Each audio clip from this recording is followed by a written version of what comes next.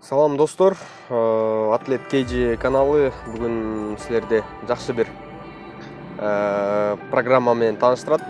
Биздин кесиптешибиз, байкебиз Темирлан Жумабеков жана Царевтор, бир тууган Царевтор бул программанын башкы каармандары болуп атат. Бийиктик деп угуп калсаңар керек. Ошол бийиктикке Руслан Царевду тартып атабыз. Кыргызстандын намысын, желегин көтөрүп жүргөн балбандардын бири. Роман Царев жанында өзүнүн ушул бир тууганынан кем калышпаган балбандардын бири. Булардан да биз пикирлерин сурап көрөбүз, программа кандай болуп атканын, негизи эле кандай тартылганын, анан Тимо экеден дагы сурап турабыз. Жана биздин эң негизги башкы операторлордун бири Чоро. Assalamu алейкум. Токтогулдан болом, Жалал Ата областындачы. Ошол жакта орто мектепти бүтүп келип, Кудайдын буйругу менен Коомдук телерадио корпорациясында иштеп калдым да, 11-ди бүтүп элечи. Анан 2-3 жыл иштегенден кийин монтажды иштеп, анан кийин 2-3 жылдан кийин ушу Бүйсара Бейшеналиев атындагы Маданият жана искусство университетине тапшырып, ошол жакта режиссерлук кесипти аяктадык да быйыл. Анан ошол спорт каналы ачылгандан бери ушул жакта эмгектенип калып, спорт тармагында ийгилик жараткан спортчулар жөнүндө даректив фильмдер тартып, анан 1 жылдан ашып калды. Бийиктик деп долбоор ачканбыз. Азыр мына жана бир тууган Царевтор бар, ошолор тууралуу бүгүн көрсөтүү тартып атканбыз. Бүгүн ошол атайын үйүнө келдик азырчы. Царевду үйүнөн алып, съемочный процесске, площадкага, то есть алып кетебиз да. Подъехал, да, брат? Да, вот возле ворот стою. Выйдешь, да? Окей, давай. Ты резинку не забудь, брат, да? Форму взял, да, с капюшоном? Все, жду. Мына достор, биз азыр бийиктик программасынын кезектеги күнүн тартканып атабыз. Темирлан Жумабеков менен бирге. ТКдагы эң алдыңкы режиссерлордун бири. Анан бизде мына бир тууган Царевтор бар. Assalamu алейкум. Валейкум ассалам. Руслан, до этого ты смотрел передачу «Бийиктик»? Да, смотрел, очень сильно понравилось, вдохновился.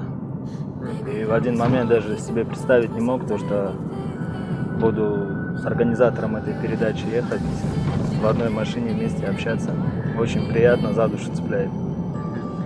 Побольше бы вот таких вот. У нас очень много молодого подрастающего поколения. И если вот таких вот ребят, которые, показывают хороший результат, перспективный, да, можно сказать, если про них чаще будут снимать передачи, у них тоже будет какая-то мотивация для себя. Чем больше будет передач, тем больше люди будут знать о спорте, о жизни вообще спортсменов. Я считаю, что это вообще круто.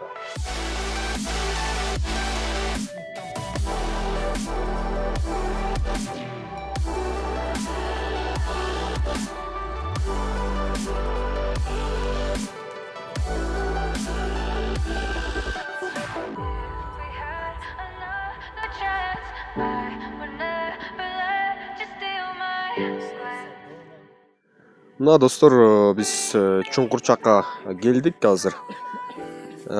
Царевторду тартуу үчүн Темирлан Жумабеков атайын ошол жакты тандап алган.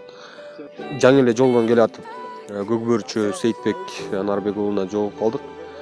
Ал ылдый бей саган түшүп бараткан экен. Бизди ушул жерде болуп тургула деп суранды. Кымыз ичесиңер деди. Эметсе, бияк деле болот дейсиң да? Ооба. Тилер чалбаса 24 саат бою ишебиз.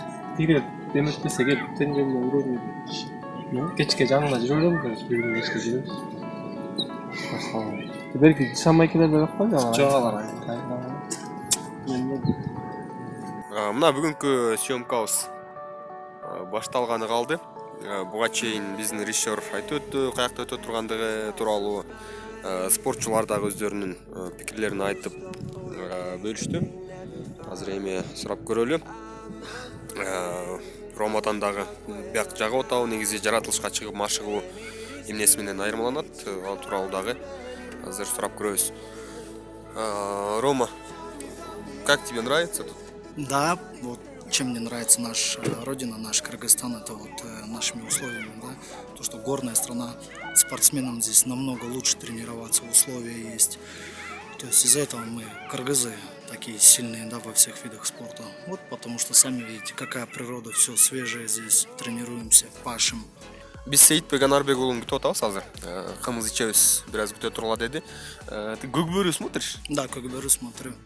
Каких игроков знаешь? Ну, особо никаких игроков не знаю. Знаю, что есть команда Сталаса, есть команда Оша. Вот самые такие, да, они конкурирующие между собой, насколько я знаю. Вот у них постоянно там заруба идет. И тренировка в таких местах, как думаешь, что дает? Ну, мне кажется, это именно в таких местах, не только вот про горы наши, Сыкуль, да, взять, горы. В любом случае, мы же выше, чем Бишкек здесь. Функционалка хорошая, выносливость, да, и вообще воздух чистый.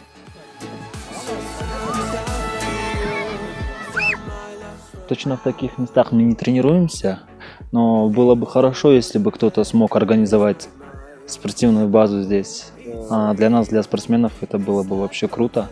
Мы бы сюда на сборы уезжали. Чисто кардио свое поднимали бы.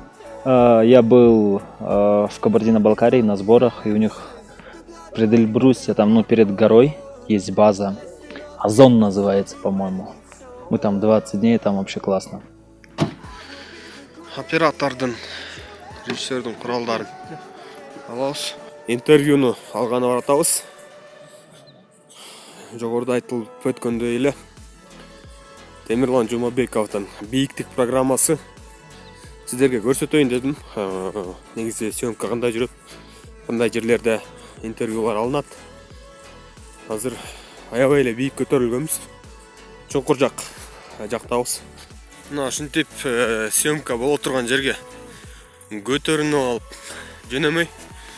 Негизи даяр передача, продукт өтө оңой көрүнүшү мүмкүн, бирок ошол шаймандарды ташып жүрүү эле кыйын да. Режиссерлордун, авторлордун жумуштары ушундай оор.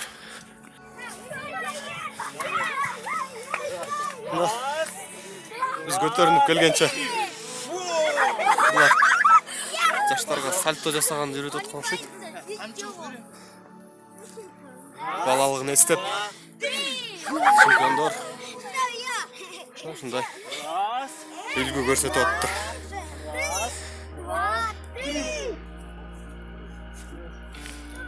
Бул байкең боксташкан билбейт.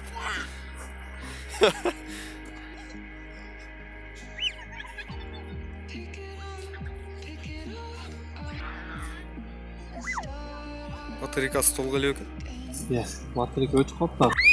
Ушундай учурлар болуп калат. Бирок келгенден кийин бардык съемканы ишке ашырып, жыйынтыктап кеткенге аракет кылышат дайыма. Еще раз тачтай. Все, нормально. Нормально.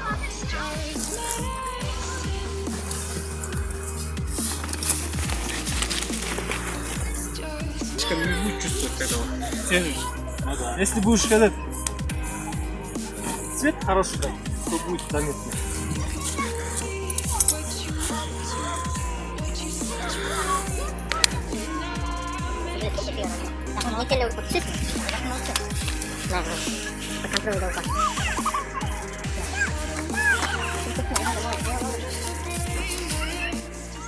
Сыртта жүргөнгө карабастан жарык керек дайыма.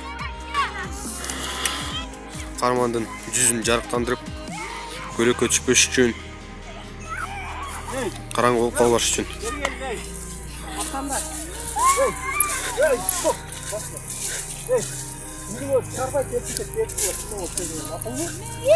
Вот, бүлбөгүл, кыйкыргагыла, жерде ойноп тургу.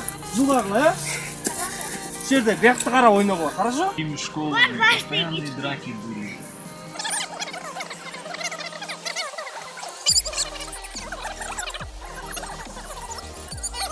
Жизнь, что у нас в детстве такое интересное было. Мы с утра до вечера купались в прудах. У нас еще рядом есть лес небольшой. Мы там постоянно все вместе обитали с друзьями, когда маленькие были. И когда уже выросли, 18-19 лет, переходящий возраст, мы тоже постоянно там все собирались. Гитара, костер. Мне еще актуально было, когда вот компьютерные игры, пацаны пропадали на компах. Я лично сам, мой брат, вообще практически не ходил. Да, біз айттық еле. Ассалаумалейкум. Күнәс жақсы ба, іштеңіз жақсы ба? Аллаға шүкір жақсы. Не жаңалықтар бар? Ой, жаңылып көпті. Жаңалық шашпай тілесеміз. Ауа райы аябай суық. Анча-мынчабыз білбей эле келіп отырбыз. Туура эмес кийимдерди алып. Биздин операторубуз да ишип атат. Режиссерубуз Басановшка менен бирок ишке берилип алган. Профессиональные спортсмены, у них не должна быть такая высокая планка, да? Надо по-любому помогут. Не все одинаковые. Үлгү, спортчуларга үлгү. А так алда Кыргызстан. Мына бияқта бізге бірлер Рома емес, бізге мына Көкбөрдөгү номер биринчилердин бири Сейитбек тазы жардам берип атпай. Съемканы баштадык эле бийиктикте. Жаңбыр жаа баштады. Сейитбектин жерине келдик эле мына. Бизге жардам берип, шапкасын берип, курткасын берип, аябай жакшы жардам берип атат. Наши вот братья одни из лучших, как беру, тоже с нами везде, потому что Кыргызстан сильный. Музычып чыгалы Сейитбектикине кирип. Чо, Ромыч, кымыз попьем, да? Маленький, пожалуйста, Ильич 100 қой градусов дейсің. есть. 100 грамм? 100 градусов есть. А, 100 грамм? Он имеет в виду, где тепло. 100 градусов, а то здесь холодно. Лайк ғой машина.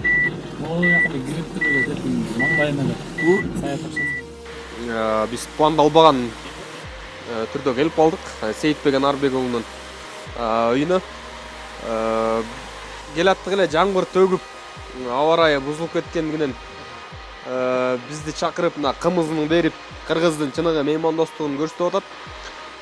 Чоң ыраазычылык билдиребиз. Өтө бир пландалбаган, бирок ошол эле учурда сонун күн өтүп атат. Мындай күндөр дайыма эле боло бербейт. Чоң рахмат. Как вам, ребята? Кымыз. Четкий кумыс. Бияка база салса темда спортивный.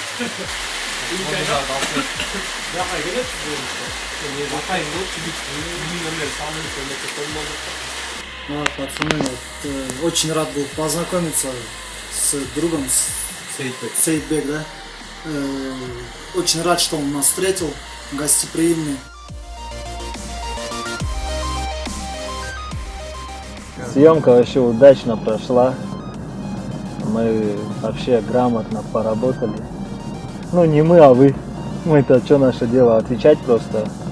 Там элементы некоторые показывали. Погода холодно. Сейчас конец июня. Там, где мы были в горах, там минус 2-3, как будто кажется, по ощущениям. Так, ну, погода на нас, если честно, не повлияла. Мы же закаленные парни. Ну, я, Рома-то говорил, домой надо, домой. И что скажешь фанатам, зрителям? Я всем бы хотел, нашим кыргызским зрителям, просто пожелать, чтобы они своих детей изначально отдавали в секции разных видов спорта. Потому что спорт в первую очередь, спорт в первую очередь закаляет характер. И мальчик, когда уже в большой мир идет, он уже, будучи морально и психологически подготовлен становится. Чуть-чуть погода подвела в плане того, что мы хотели там более широкие съемки, да, сделать, в плане побороться, где-то показать. Мы вот, все, что успели, то и сделали.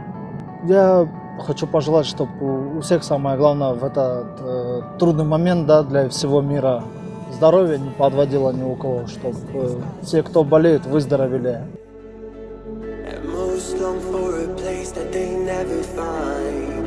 I'm afraid I wake up when I die.